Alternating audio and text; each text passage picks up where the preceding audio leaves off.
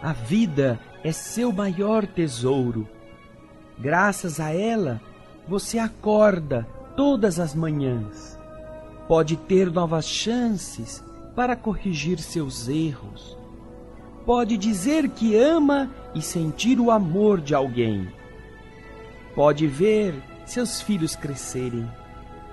Graças à vida, você é capaz de lutar, aprender, perdoar e pedir desculpas.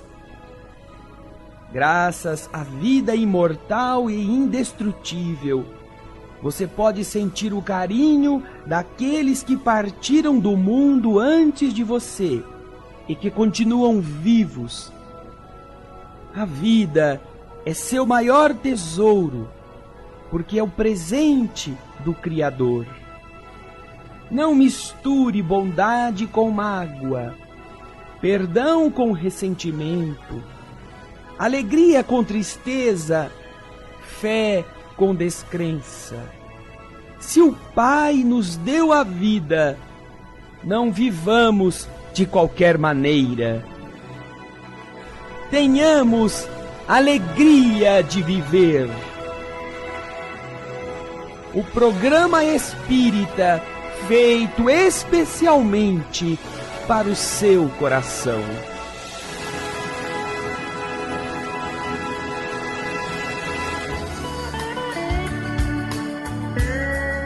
Olá, queridos ouvintes da Rádio Boa Nova. Estamos iniciando mais um programa Alegria de Viver, como sempre, com muita alegria no coração, em mais uma semana. A semana que veio renovada, com coisas novas, com novos aprendizados. Uma semana em que pudemos aprender, pudemos perdoar, corrigir os nossos erros, pudemos pedir desculpas. Então, quanta coisa boa que o Pai nos oferta, quantas coisas boas com as quais podemos lidar, aprendendo sempre, nos tornando diferentes. Então, mais um programa Alegria de Viver, ensinando, trazendo coisas novas para as nossas vidas, para o nosso coração. Eu, Solange Godoy, juntamente com o nosso querido André Luiz Ruiz. Como vai, André? Olá, Solange. Olá, queridas irmãs, queridos amigos. A Boa Nova leva essa esperança através das ondas do rádio para que o seu coração possa vibrar na mesma sintonia. Este é o carinho de todos os que aqui militam, que não aparecem na imagem, mas que levam nas ondas essas mesmas vibrações ao seu coração. Temos, portanto, a honra de colocar aos nossos ouvintes a cooperação do Alailson Cunha e do nosso querido Luiz Leite como a marca registrada da Boa Nova em nossas vidas.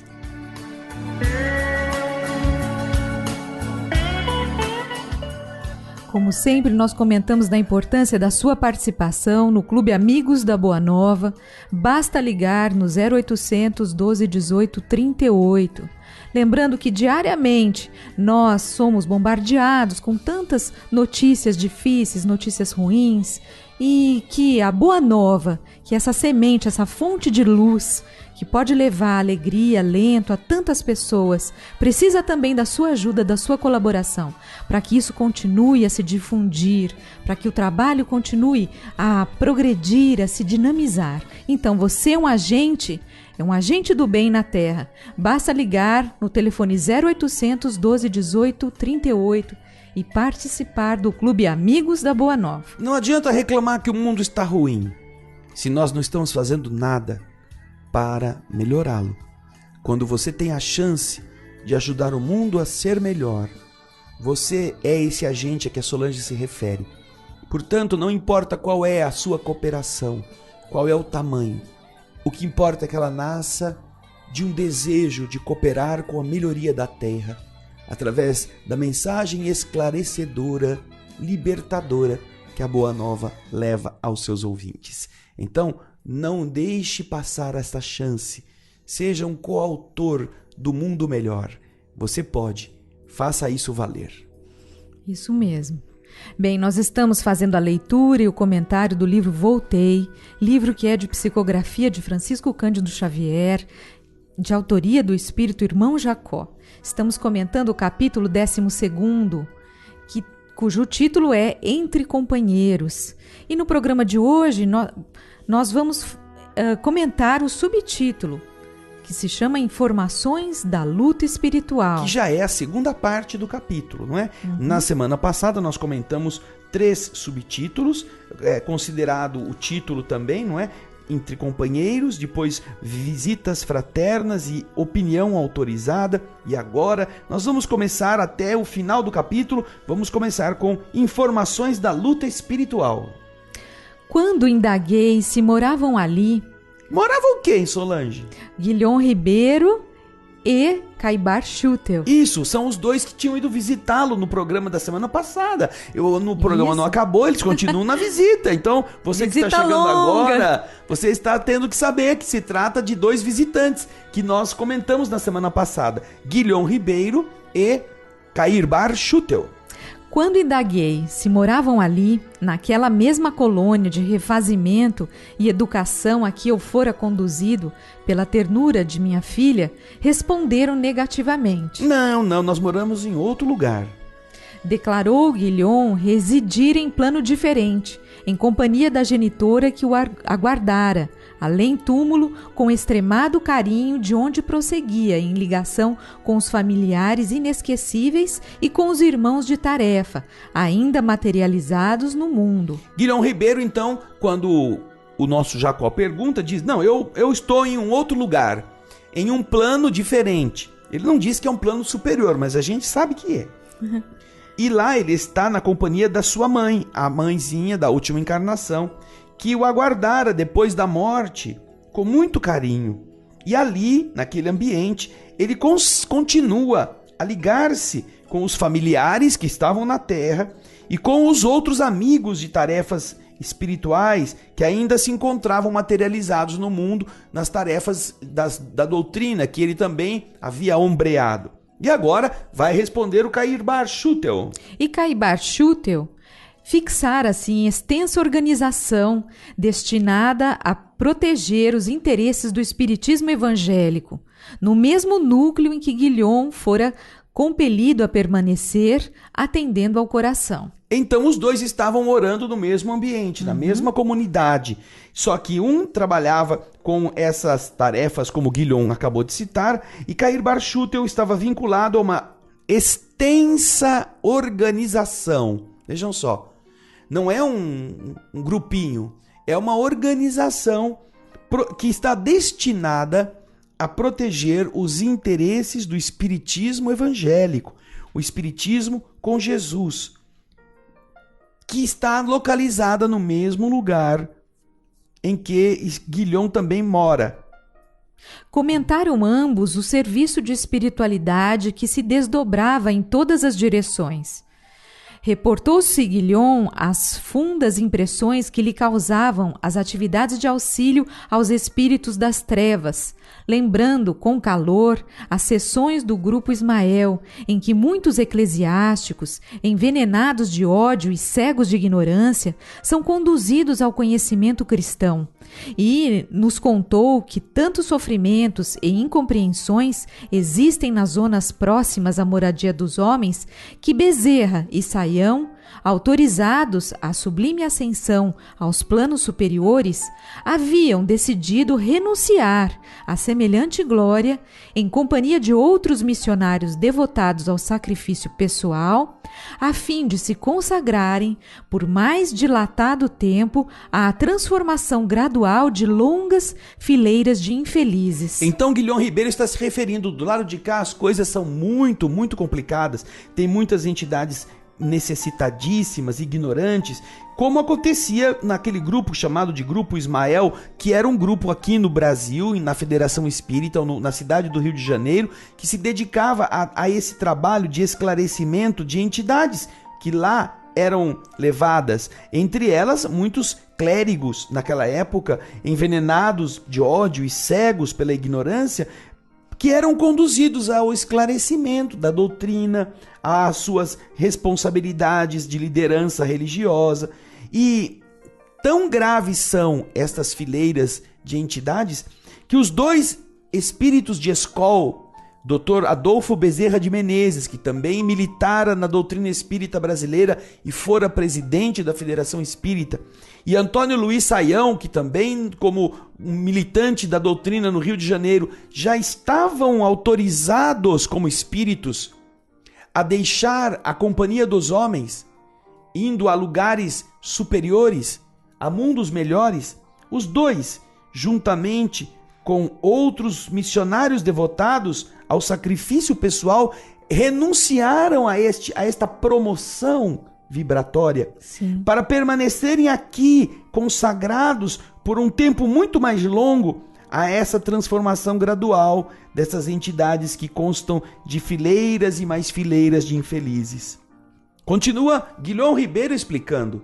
Assim é que muitas instituições de socorro e esclarecimento são mantidas nas regiões abismais, onde a inteligência de espíritos tirânicos e sagazes estabelece a escravidão organizada, embora temporária, de grande número de desencarnados invigilantes e desviados das leis divinas, mantendo-se em mentirosas exibições de poder, qual acontece a muitos homens destacados da terra, que encarceram os semelhantes nas teias de suas criações mentais para o mal, em que se comprazem até que o domínio supremo os revolva. Vejam que existem instituições de socorro, de esclarecimento, que se localizam nas regiões abismais, nas regiões escuras, trevosas, onde se encontram espíritos tirânicos, espertos, que estabelecem a escravização de muitos,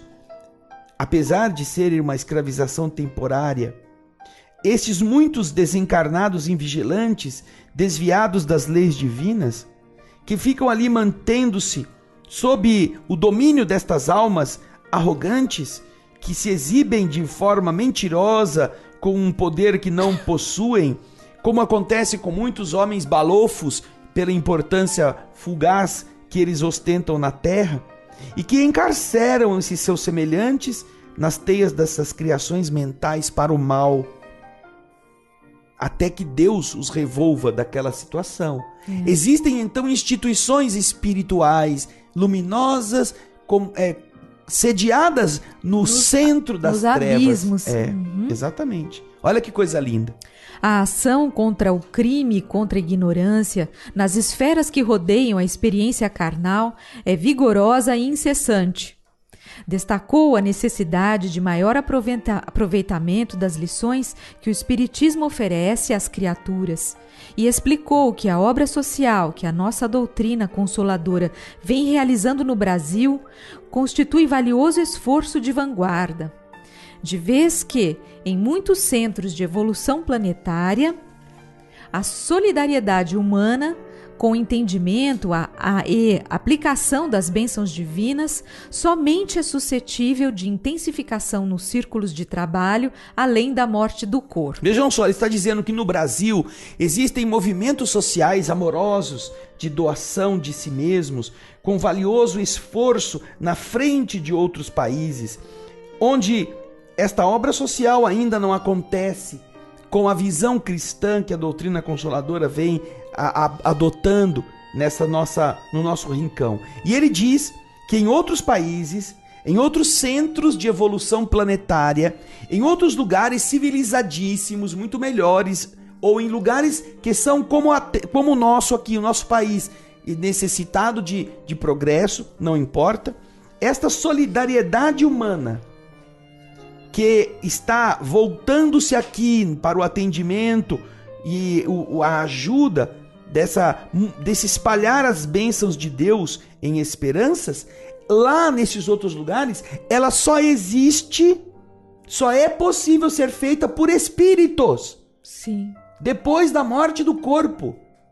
Não há nesses ambientes espaço muitas vezes para se conseguir estabelecer obras dessa natureza. Pelo menos eles estão comentando isso naquela época. Nós estamos falando de um livro que foi escrito e foi publicado em 1946. Estamos então vendo a noção que havia em 1948, como que as coisas eram nesses lugares naquele período. Certamente que muitas coisas mudaram, que já existem em vários países preocupações de beneficência, e muito nobres, por sinal. Mas vocês imaginarem que pouco mais de 70 anos, praticamente, 70 anos atrás, não havia ainda condições de fazer uma instituição de beneficência, a não ser no plano espiritual. Olha isso. Como era difícil o trabalho deles, não é? Continua ele nos dizendo: esclareceu que o espiritismo evangélico é chamado a desempenhar imenso apostolado de libertação da mente humana, encadeada aos mais escuros e asfixiantes preconceitos que operam a prisão e a moléstia de milhões de almas. Essa visão do espiritismo com Jesus, esse espiritismo amoroso, essa noção de compaixão, que não é a de afundar as pessoas numa dependência, numa forma de ficar sem o exercício da vontade, sem o crescimento, porque alguns dizem, não, esse negócio de falar de dar comida é para manter gente passando fome. Não, não é isso. A doutrina espírita evangélica não é isto. Mas esta maneira de amar, de compreender, de deixar o seu banco de couro, o banco de veludo e pôr o pé no barro, e ir lá ver onde está o miserável caído, coberto às vezes de chagas ou envolto pelo mau cheiro. Esta visão é a que liberta a criatura. Não é a visão dos púlpitos todos luminosos, das roupinhas bem ajeitadas, do perfuminho, do banho tomado, do diálogo doutrinário, teórico, que muitas vezes estão engajados e é muito útil para melhorar o entendimento, mas está desvinculado do seu significado prático verdadeiro.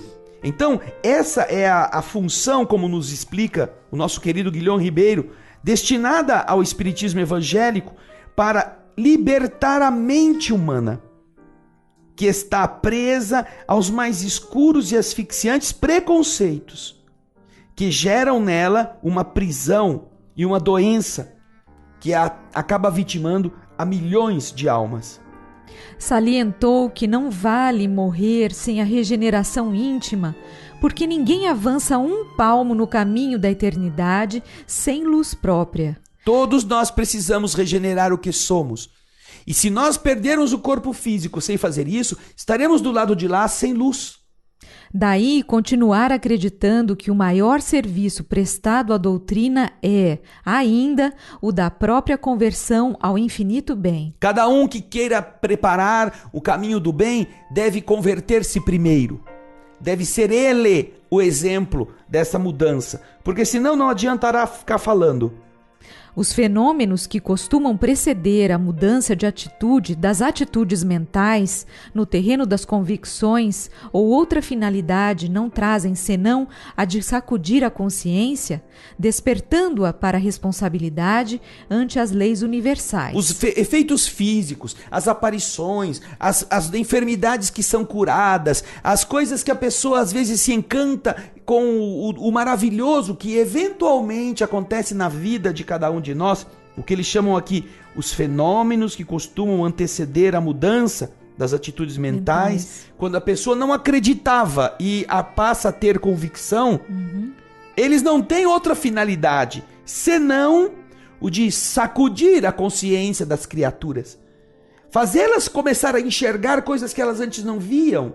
Ela tinha um câncer, foi fazer um tratamento, foi curada disto. Meu Deus, que poder é este que existe, que pode nos mudar? Mas não é para transformar a humanidade num grande hospital que cura câncer. É para fazer aquela pessoa despertar para a existência dessas forças e ter a consciência da sua responsabilidade diante das leis do universo. Não é só curar mais um tumor para continuar a ser um indivíduo indiferente. A finalidade de todos os fenômenos não são para enaltecimento do misticismo ou do místico. A finalidade é para acordar a criatura para uma realidade perene, que deva levá-la a uma mudança essencial, sem o que é apenas um assistidor de mágica. Isso. É um indivíduo que olha e fica vendo de que buraco vai sair a bolinha agora. Vendo os fenômenos, né? Exatamente. Com a perda do instrumento de carne, do corpo físico, portanto, não havíamos penetrado um sistema de acesso indiscriminado ao reino divino, e sim, no esforço de extensão desse reino na terra mesmo. era isso que eles identificavam quando morreram. Não estavam agora a gente chegou no núcleo e que agora é o reino divino aqui. Não, não. Agora é o trabalho para levar o reino divino lá onde vocês estavam. Agora que nos achávamos em outra região vibratória do planeta, poderíamos aquilatar a extensão da luta. Era tão comum renascer na matéria física quanto morrer nela. E se a paisagem das esferas felizes era uma realidade atingível, não é menos imperiosa e verdadeira a obrigação de nos aprimorarmos a fim de merecê-las. Quando o homem compreender a grandeza da vida e a retidão da justiça, então o quadro terrestre se modificará, orientando-se invariavelmente para o bem supremo. É isso aí. Não adianta ficar dando esmola na esquina esperando receber o paraíso como prêmio. É preciso mudar. E não é dando coisas, é dando-se nas coisas. Todos os dias. Muito bem, André. Programa Alegria de Viver, nós faremos um breve intervalo. Não saia daí, já já estaremos de volta.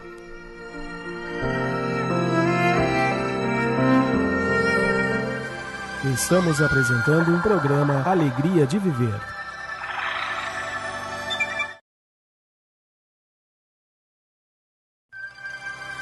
Programa Alegria de Viver está voltando.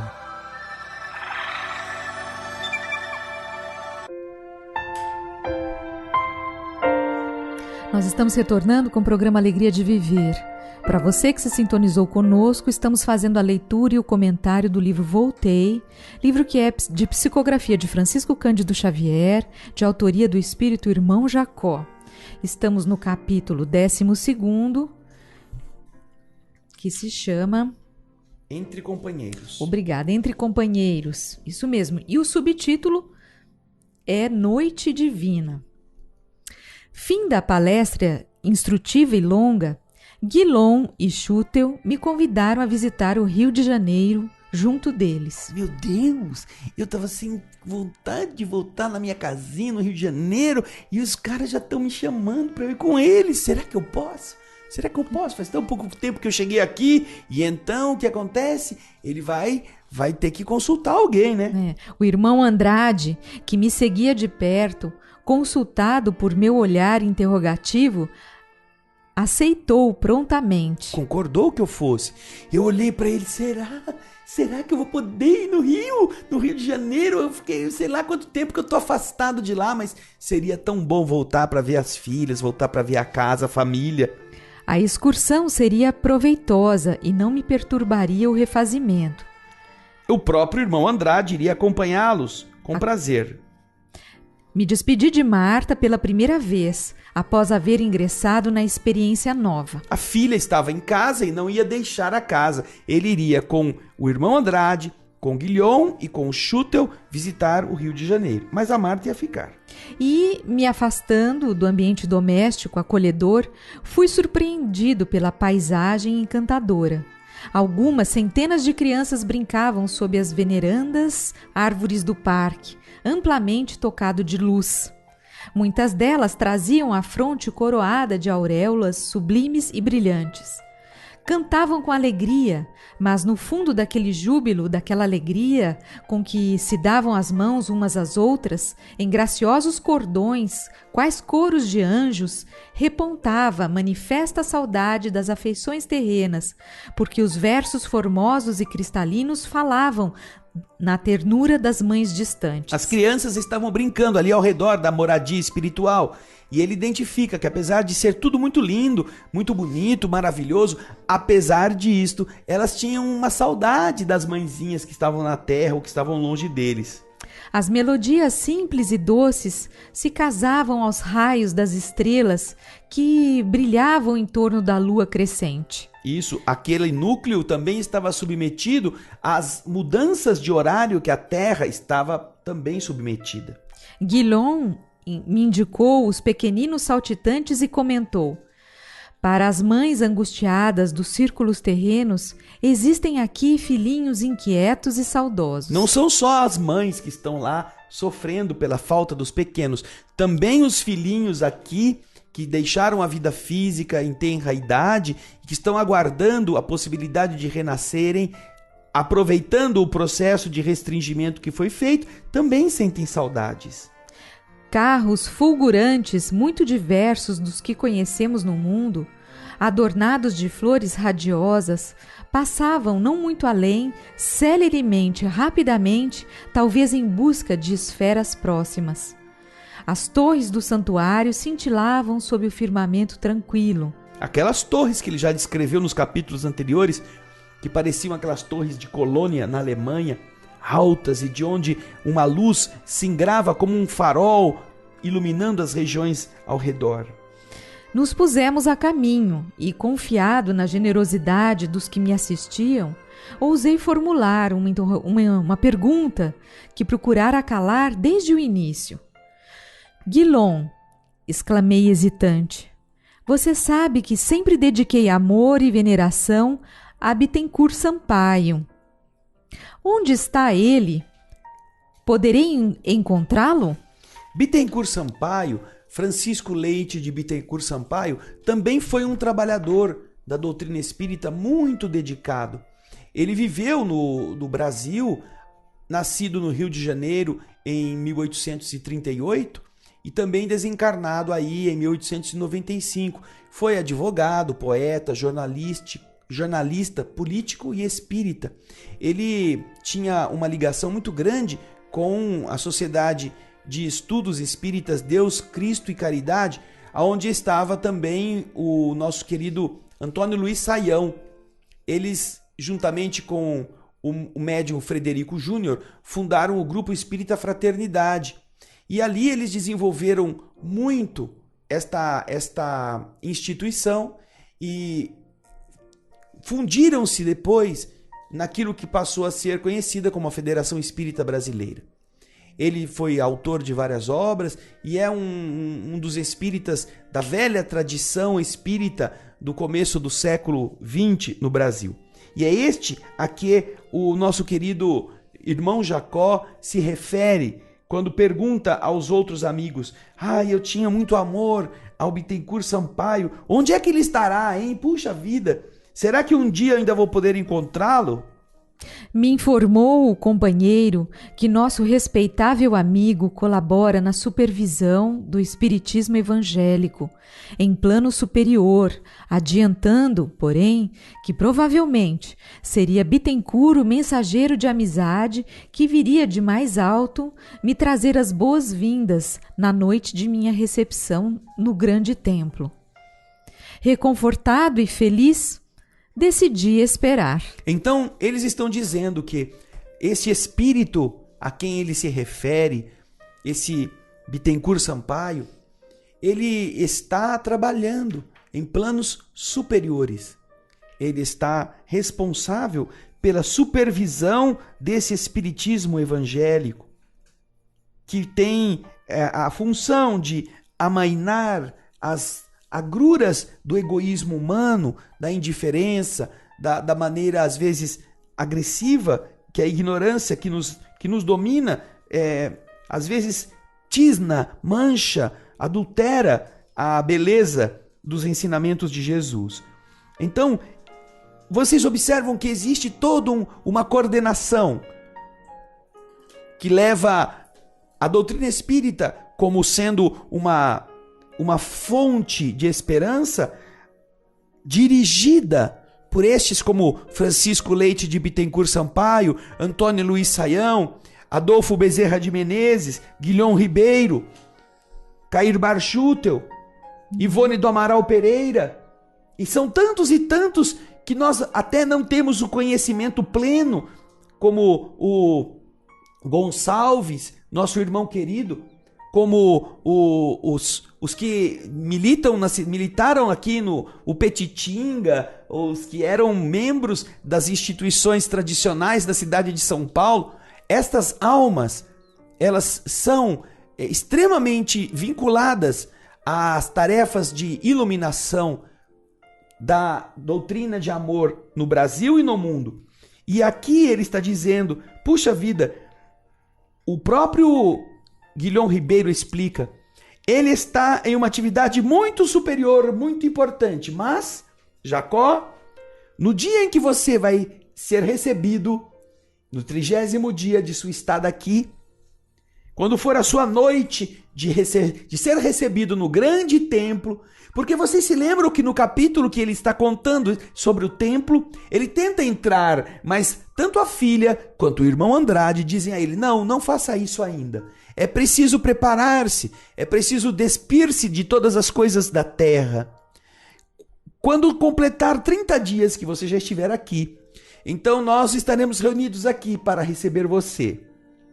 E então o nosso querido Guilhom está dizendo a ele, na noite em que vai acontecer aquele encontro fraterno, será Bittencourt Sampaio o mensageiro da amizade que virá de mais alto trazer a você, Jacó, as boas-vindas.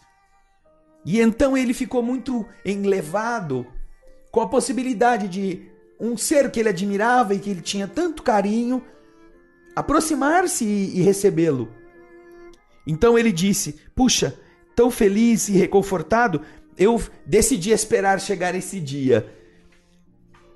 Portanto, esta noite divina em que eles possam se encontrar e dirigir-se para a cidade do Rio de Janeiro, onde eles ainda não chegaram, e nós veremos isso no próximo capítulo, é um cântico a respeito dessa ligação entre os dois planos, deste contato constante, dessa direção superior de todos os projetos dos homens. Quando nós estamos pensando que somos muito importantes, que estamos fazendo muita coisa, que somos apertadores de botões, faladores de microfones, que somos escrivinhadores de papéis, nós nos esquecemos que quem realmente é importante são aqueles que não aparecem. São aqueles que estão por detrás de todas estas lutas. E que enquanto nós estamos tendo que fazer algumas pequenas atividades materiais, nós nem imaginamos quanto custou a cada um destes espíritos levar-nos até aquele ponto. Sem se preocuparem em serem homenageados, sem se preocuparem em receber nominações. Foi o fulano, foi o Beltrano. E isto nos ajuda a entender a nossa efetiva posição. Quem nós somos? Nós somos nada.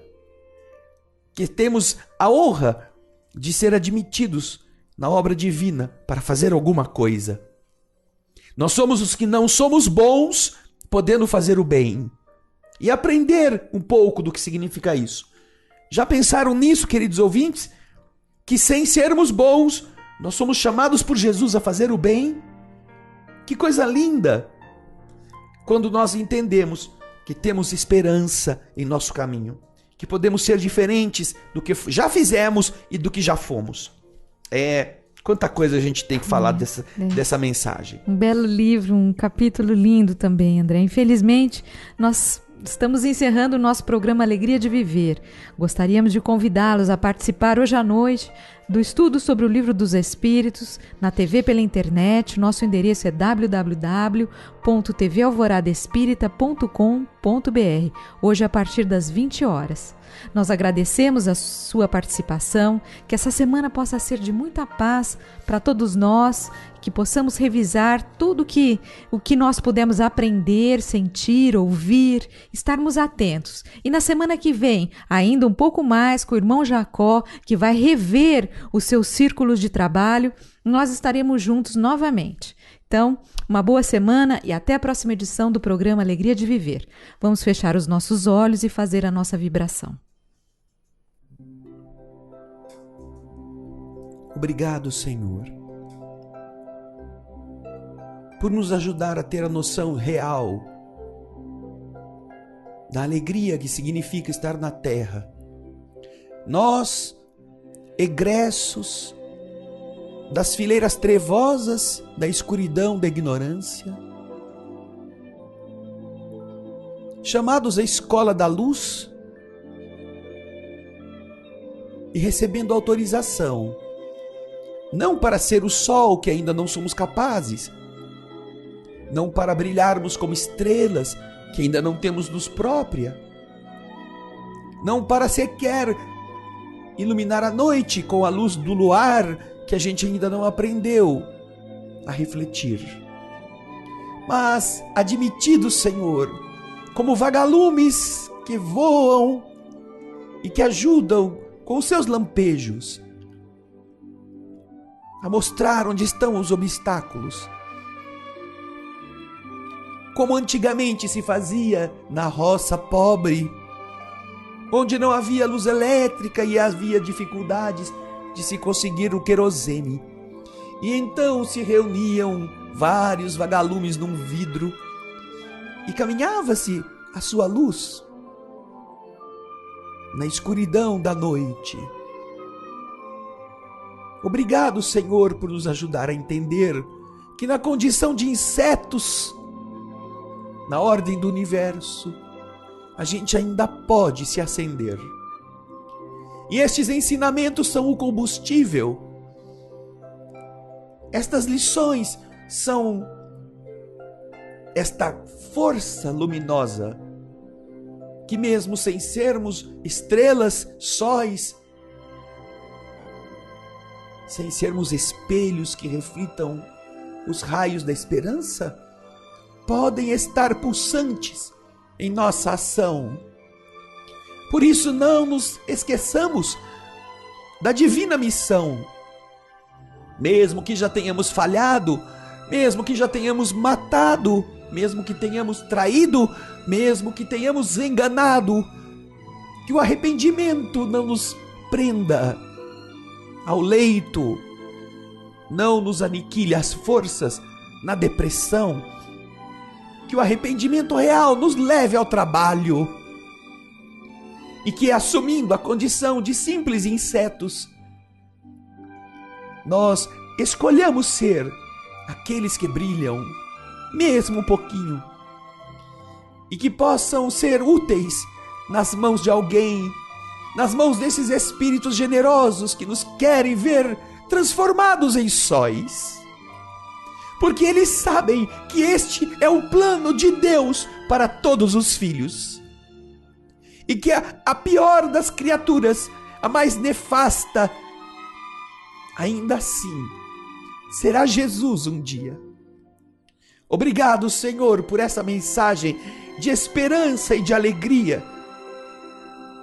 que nos liga aos seres que nos amam sem que a gente entenda, como esse Bittencourt Sampaio que vai vir do alto para saudar um amigo falho, pequenino, que o ama. Obrigado por fazer a mesma coisa conosco, querido amigo. Obrigado, queridas irmãs, queridos irmãos.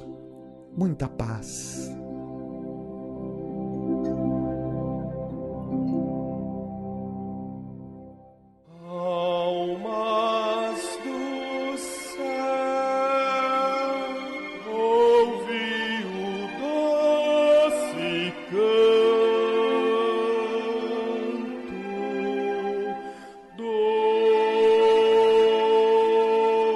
Fundo do coração.